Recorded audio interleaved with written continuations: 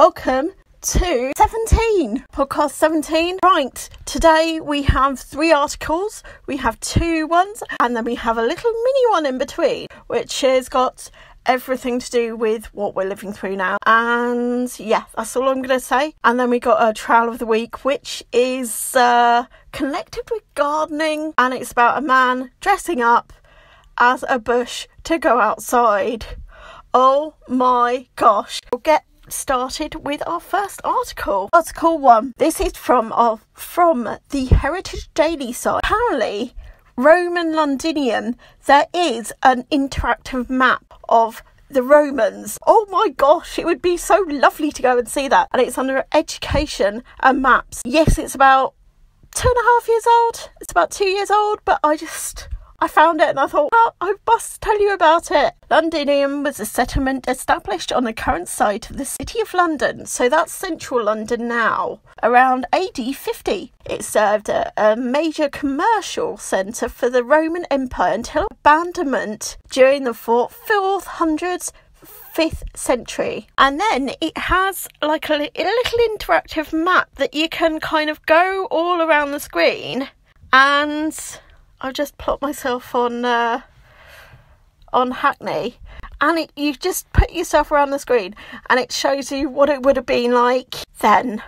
I think it's quite amazing. It's a tiny short one and it shows you what the City of London would have looked like then to compare to now. That is amazing to think that people were here 2,000 years ago and we're still here. In isolation though, but we're still here 2,000 years later, still on the same site basically. Article 2. Now these are mini articles and I just thought, oh, I'll just do mini articles, and I just thought this one is about the Second World War and it's just like a paragraph, and I just thought it's really interesting because I've never come across it before. It's part of our history. It's got a photo of beds around a ward, like a hallway ward. It's from Facts and History. There was a thing called Syndrome K. This was a fake disease made up by the Italian doctors to save the Jews who fled to their hospital seeking protection from the Nazis. They were quarantined and the Nazis believed it was a deadly disfiguring illness and highly contagious, thus being they left them alone. Oh, that's amazing. And one of the comments underneath says true heroes. So yeah, they are true heroes because they saved all these people, which is amazing. So I might try and find another big article about that. Syndrome K. Well, all I can say about that is basically they were literally amazing to do that, because they knew that the Germans and the nasty party would, if they didn't think that they had this, they would be coming to take them away. But they didn't, so yes, very good. Right, Article 3. It's by the vinpair.com. British archaeologists discover a huge stash of Victorian era beer. Ooh, I wonder why they discovered it. Oh my gosh. Booze News, it's called.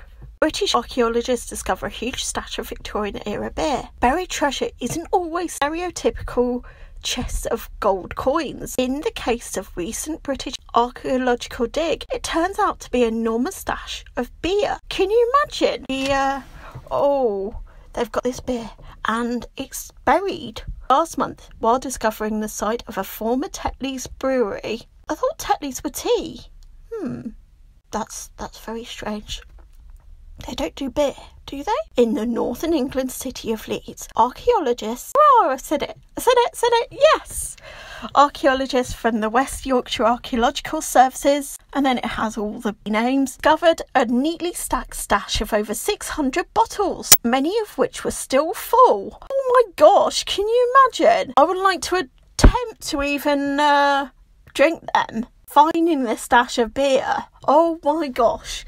I don't know, if I found a stash of beer that was like from the Victorian, I would say probably sent it off for labs and tests and stuff. While the archaeologists initially thought the bottles contained ginger beer, a lab analysis, there we go, has since shown that the liquid inside contained 3% ABV, equivalent to typical but mild English seasonal ale. The beer, which dates from perhaps around the 1880s, so that's 100 years ago, according to the senior project manager, are collected from a number of historical breweries in the region, including J.E. Richardson of Leeds.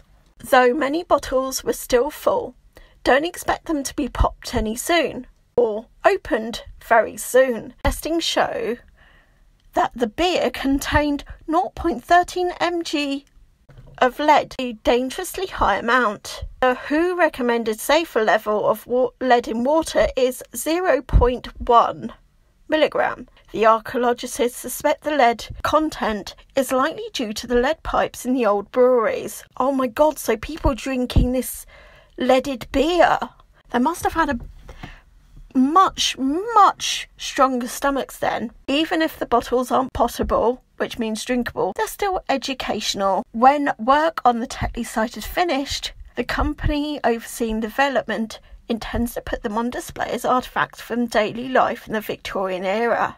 Don't drink them. What do I think about that? I think it's quite interesting. It would have been probably quite a shock for the person who discovered that. So yeah, probably quite a shock. What can I say? It's beer in the ground. They found it in a brewery. There we go. It would be really interesting to know what happened to the brewery. Maybe for another time.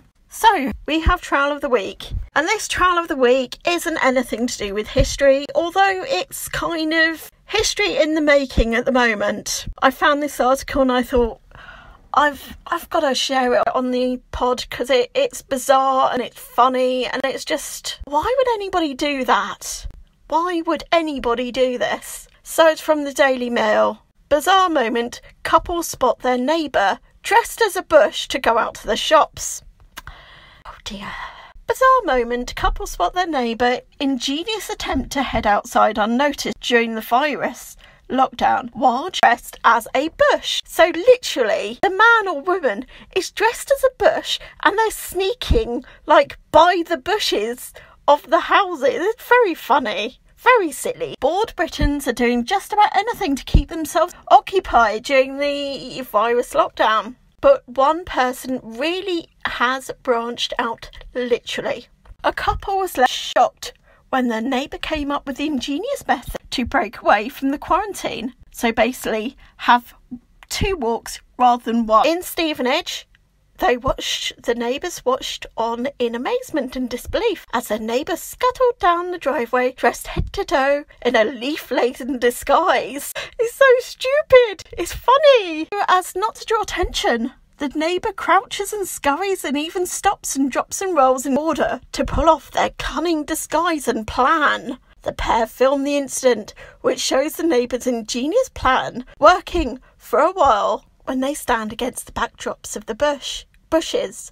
But as the neighbour makes a break for it across the grey road and the grey yard, the bright green disguise quickly unravels to show a man in green camouflage as a bush. Though the neighbours tries desperately to blend in on the grass the other side of the road, it is too late as they already been bushed. Very good pun. The video posted on social media has gone viral and since been viewed more than 16.5 million times. Oh, the things we do to get out the house. I can't get out the house at the moment, but this person, oh my god, that was ingenious. They're probably doing that to go out for more walks than 1 a day. It's ingenious but wrong, very wrong, but it's funny. How on earth was he gonna get across the grey roads and stuff?